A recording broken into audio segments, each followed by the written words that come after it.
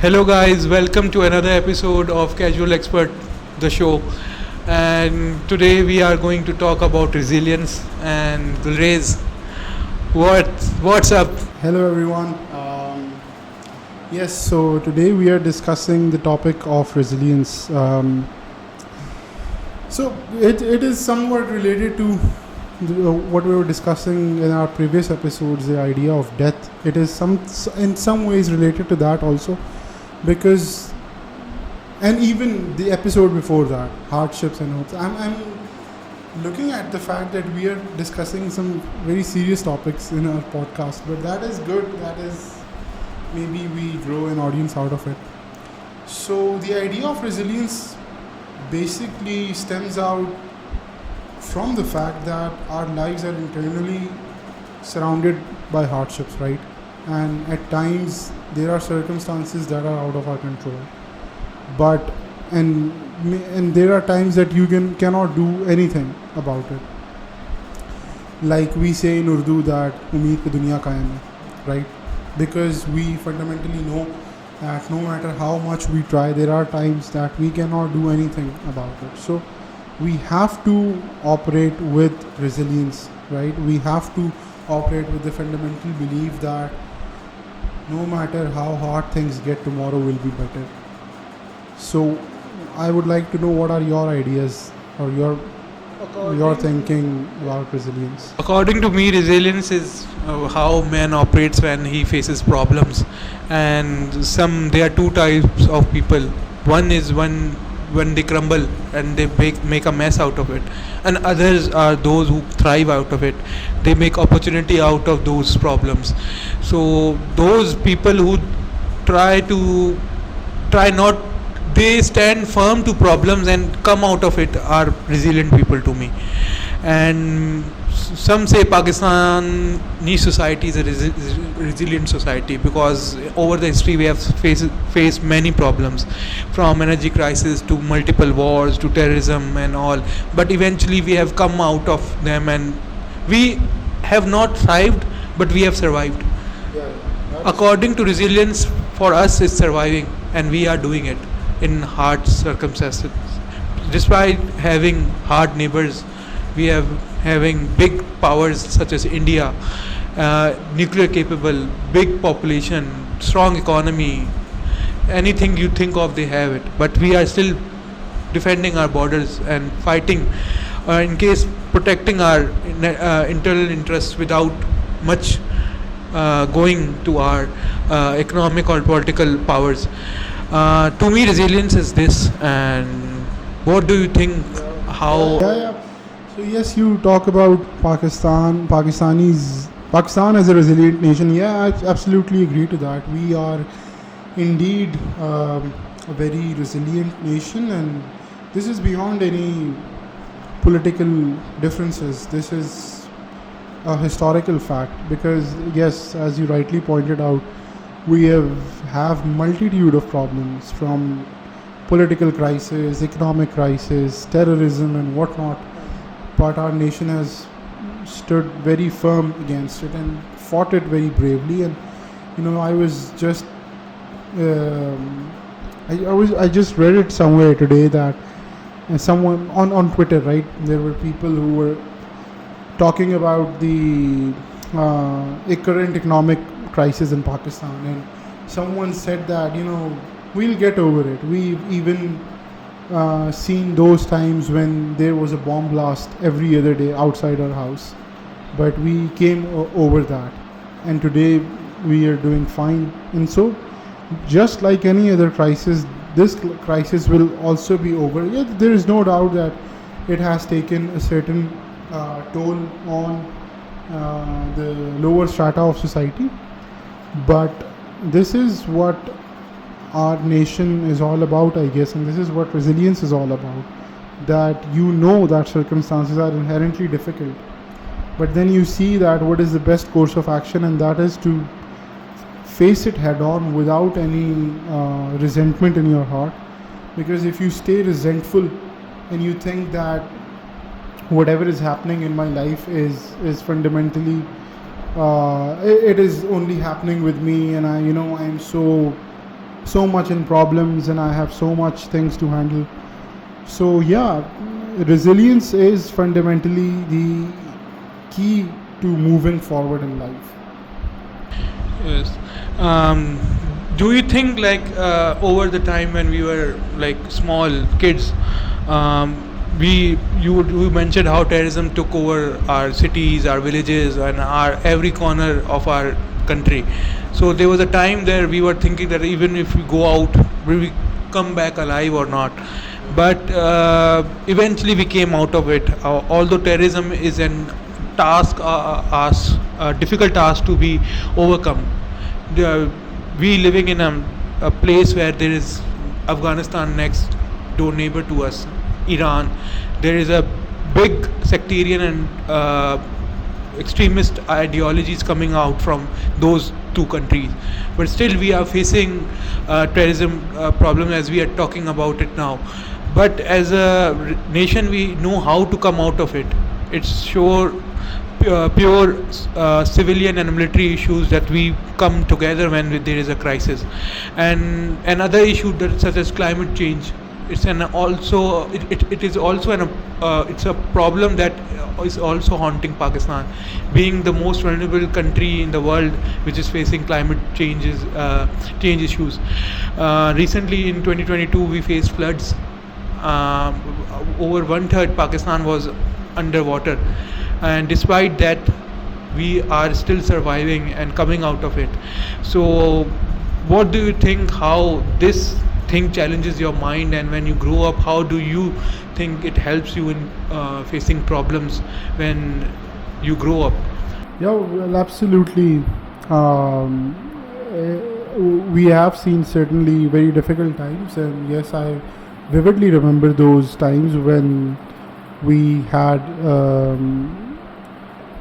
strong waves of terrorism in our country, and it was indeed the case that we didn't know that if someone is going outside the house whether they'll come back alive or not, and that was something absolutely terrifying as a kid to me personally, and that has caused a certain level of trauma. There is no denying that, and even currently as an adults right now we by the grace of God, terrorism is not prevalent to that extent which it used to be. It is much lesser, but now we face economic challenges to much a greater degree because now we are adults and we have to deal with these things, right? And this is something which every common man has to go through, and it is absolutely challenging. Like, look at the recent hike in petrol prices. Just imagine what kind of problem a lower middle class, someone belonging to lower middle class or even the middle class will have to go through, because from daily commute to office to the basic necessities, everything is impacted from that. You talked about climate change. Now the energy crisis of Pakistan that we have. So you might know, Zaid, that we make electricity by so there are IPPs, right, independent power producers, who actually provide electricity to us, right? So out of those, 22 companies still make electricity from coal and furnace oil, right?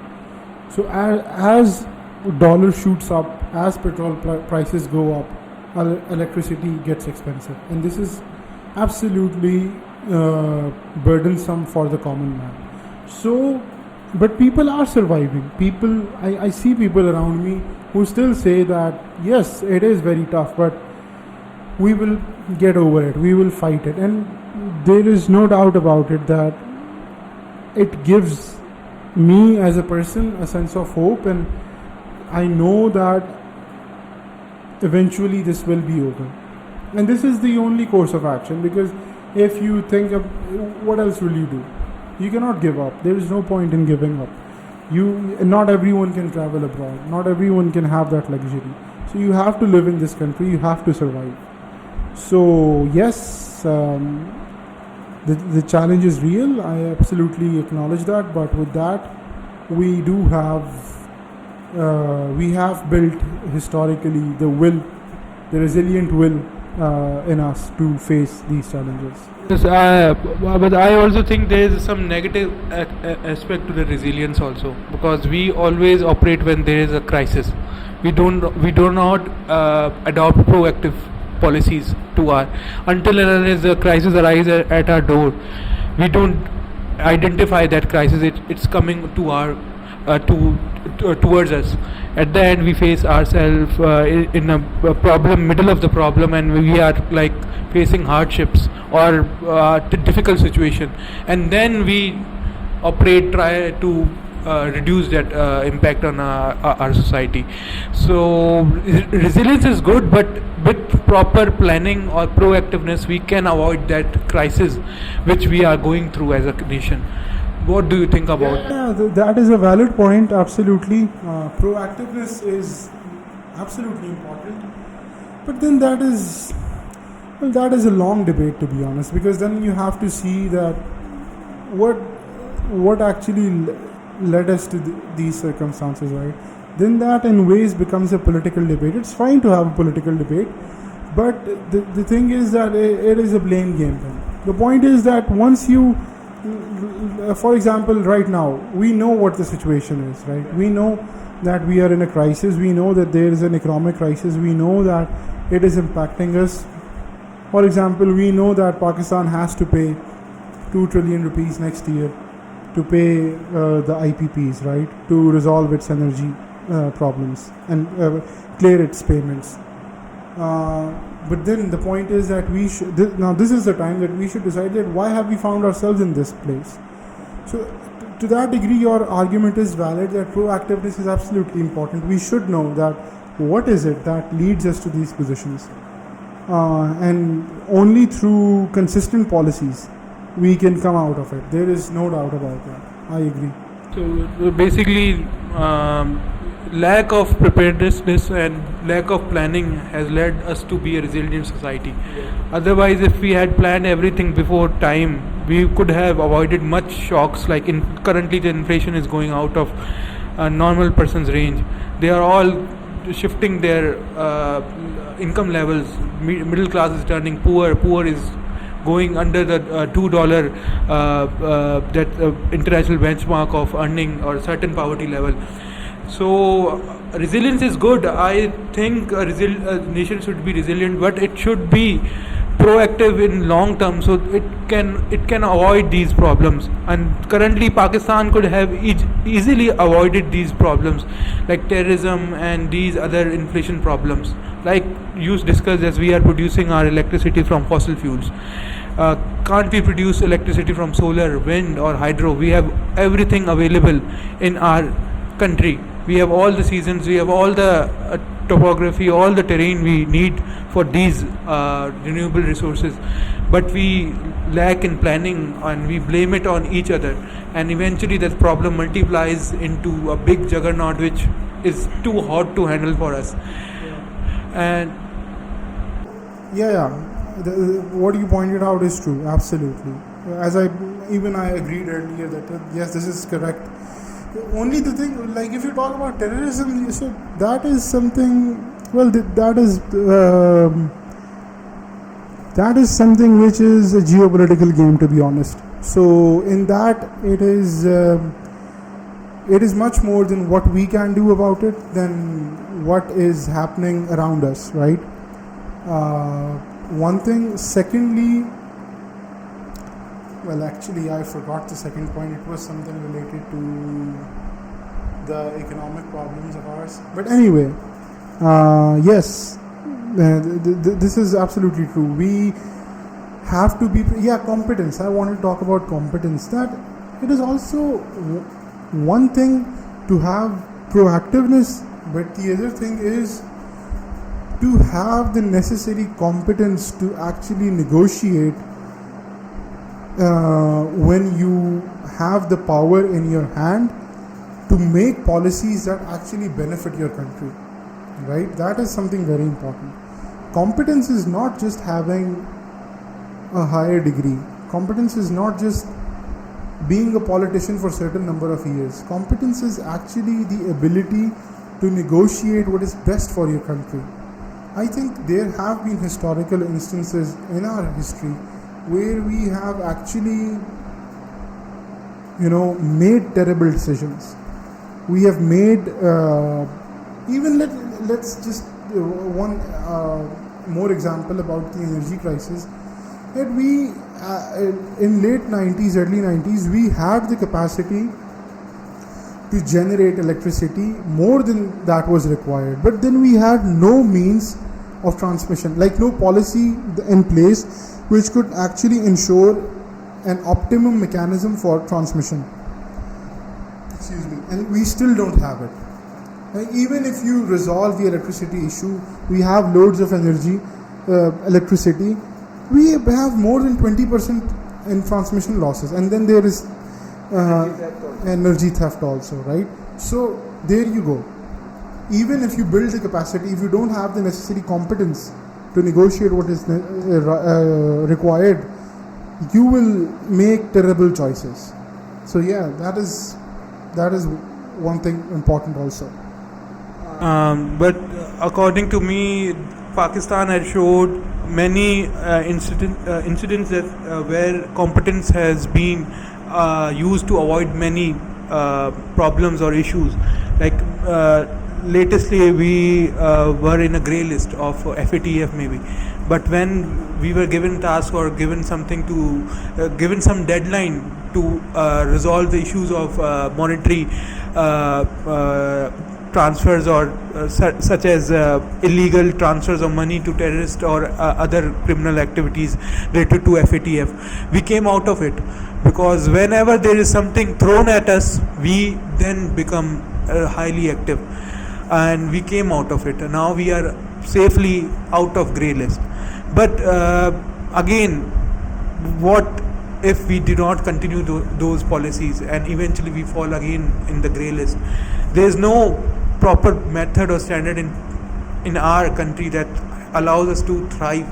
We are always on a survival mode, because since independence we are always on a survival mode. We will do it when we have to do it. Otherwise, look at our team. When our team is always being thrashed by some big countries, but when it comes to World Cups or big tournaments, we come out of it and we defeat biggest teams of the favorite teams of that tournament. And when we have to lose, we lose from minnows like Zimbabwe or Ireland and go out of the tournament like anything. But whenever their chips are down, we become like someone said, cornered tigers. We become dangerous. So this shows our mentality as a nation. What do you think about that? Yeah, I was about to say that, like when you said that we only perform when we are cornered. So yeah, we are called the cornered tigers for a certain reason. See, Zahid, the thing is that every country has problems. It's not just about Pakistan. Every country has issues related to competence, issues related to corruption, issues related to governance. But then it is about coming out of it, right? And with all the things bad that is happening with our country, we should acknowledge the fact that we have survived for 70 years. No matter how we did, no matter on whatever basis we did. It is not easy. You see Soviet Union, right? It was such a powerful country, but ultimately it collapsed. With all its power, with all its progress, with being a nuclear power, with this scientific prowess it had, it was much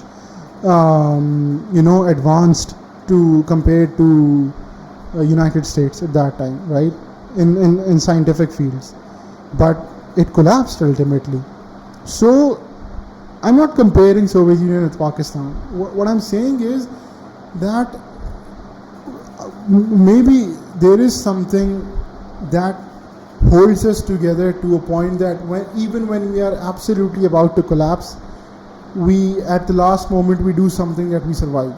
So you have to give this kind of credit to the Pakistani nation, to the Pakistani governments that have been, to anyone who holds the reins of power. It is not something to be very proud of, but indeed it is something to cherish, that we do not give up on our country completely. Basically, we are most united when we are under a crisis. Then we are thriving.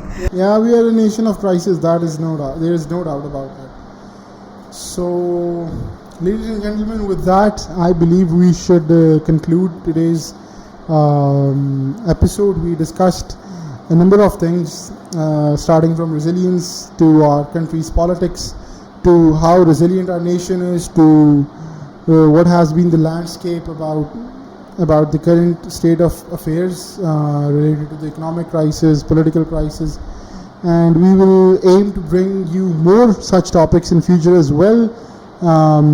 So please follow us, subscribe our channel. We are just started to gain momentum. We are still in the learning phase, and we promise you to bring the best content for you in future. With that, Zahid, We will call it a end here, and we will be coming back after a short while and bring you another episode of Casual Expert Show. Khuda Hafiz.